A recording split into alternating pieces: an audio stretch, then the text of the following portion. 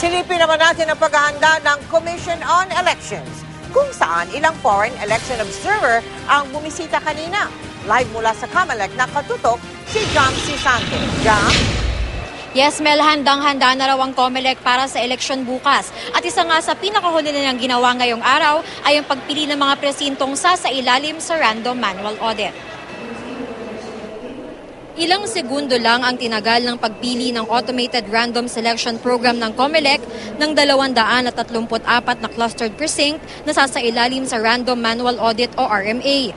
Isang clustered precinct ang pinili sa bawat congressional district alinsunod sa batas. Isasagawa ang RMA pagkatapos ng botohan para masigurong tugma ang resulta ng bilang ng PCOS machine at ng mano-manong bilangan. Ang pagpili ng mga presinto isinagawa sa harapan ng mga foreign election observer. Bago nito, ipinaliwanag ng mga opisyal ng COMELEC sa mga foreign observer mula Cambodia, South Korea at Russia ang automated election system sa bansa.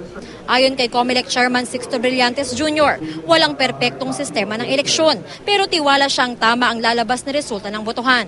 There is no perfect elections in this country. There will be glitches, and I think the people will be prepared to accept that. But there will be minor and more probably insignificant glitches.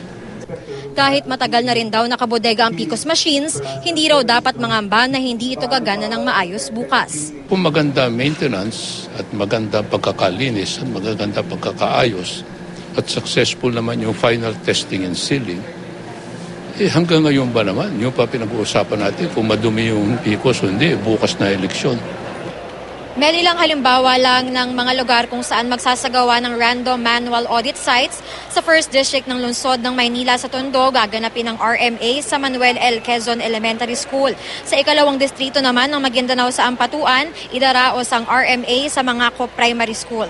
Kanina ay nag-ikot-ikot sina Chairman Brillantes at mga commissioner ng COMELEC dito sa command center para tignan ang mga paghahanda para sa eleksyon bukas. Mel?